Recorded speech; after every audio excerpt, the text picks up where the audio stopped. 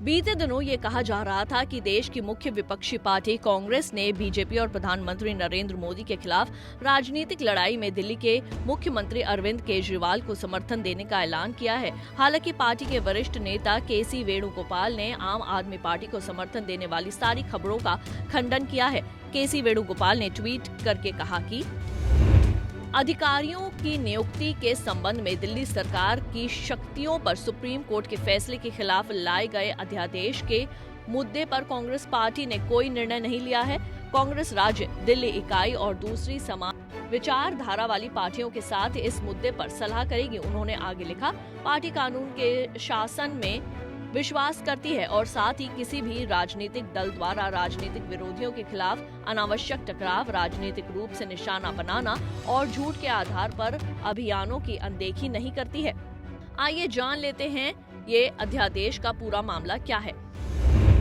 पिछले शुक्रवार देर शाम केंद्र की मोदी सरकार ने एक अध्यादेश लाया था जो सुप्रीम कोर्ट के 11 मई के उस फैसले और आदेश को रद्द करता है जिसमें कहा गया है कि चुनी हुई सरकार ये दिल्ली की बॉस है और अधिकारियों के तबादले पर राज्य सरकार का कंट्रोल रहेगा।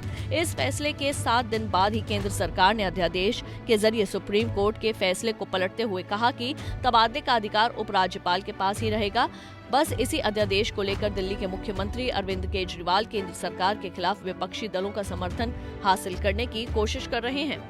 एक दिन पहले ही बिहार के सीएम नीतीश कुमार ने इस मामले पर सीएम केजरीवाल को अपना समर्थन दिया था।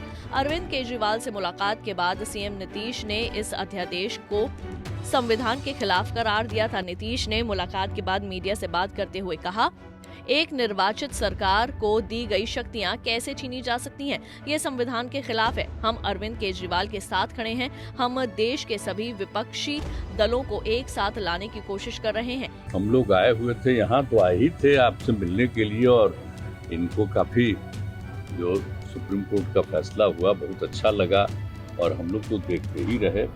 अब उसके बाद जो कुछ भी करने की कोशिश हो रही है केंद्र सरकार के द्वारा, ये तो एक विचित्र बात है। अब आप जरा संविधान को देख लीजिए, क्या अधिकार है। जब गवर्नमेंट बनाई जाती है, इलेक्टेड सरकार बनती है, तो उनको जो अधिकार दिया गया है उसको कैसे आप हटा सकते हैं? ऐसा तो कुछ नहीं है। लेकिन अब किस तरह से हो रहा है, इसलिए तो हम लोग कह रहे हैं कि सारे देश में सब लोग एकजुट हों ताकि ये लोग संविधान का भी और किसी भी चीज का अपने ढंग से जो इधर से उधर कर रहे हैं और किस तरह का माहौल बन रहा है। आप दिल्ली में इनको लोगों ने किस तरह से बहुमत दिया है और किस तरह से सब लोग साथ हैं और हम लोग इस बात को मानते हैं कि काम कर रहे हैं, बहुत अच्छा काम कर रहे हैं। और उसके बाद सुप्रीम कोर्ट का भी फैसला हो जाए तो राज्य सरकार को जो अधिकार है काम करने का, उस काम को रोक दिया जाएगा। ये सब तो बहुत ही आश्चर्य का विषय है। तो ये हम लोग तो बिल्कुल इनके साथ है और जो कुछ भी है हम लोग जो आगे भी जो मीटिंग करेंगे, जो हम लोग कोशिश कर रहे हैं कि ज्यादा से ज्यादा विपक्षी पार्टियां एकजुट हो जाए और मिल करके हम लोग पूरे देश में अभियान चलाएं, हर राज्य में अभियान चलाएं कि सब कुछ कानून का पालन होना चाहिए, आपस में सब लोगों के बीच में प्रेम और भाईचारे का भाव होना चाहिए और जिस तरह से लोगों के बीच में विवाद पैदा करने की कोशिश होती है उन सब चीज को बंद करना चाहिए और देश आगे बढ़ेगा। तो ये सब चीज जो हम लोगों के मन में बात है तो सब लोग तो सहमत है ही। और उसके बाद अगर इस तरह की कोई बात होगा तो जो कह रहे हैं हम लोग पूरे तौर पर इनके साथ, ये जो भी कह रहे हैं बिल्कुल ठीक कह रहे हैं, इनके साथ हम लोग। केजरीवाल ने कहा कि इस अध्यादेश के विरोध में देश भर की विपक्ष पार्टियों से मिलकर समर्थन मांगेंगे। माना जा रहा है कि 23 मई को केजरीवाल और ममता बनर्जी की मुलाकात होगी। इसके बाद 24 मई को मुंबई में उद्धव ठाकरे और 25 मई को मुंबई में ही शरद पवार से मुलाकात करेंगे मुख्यमंत्री। Bureau report, Punjab Kesari TV.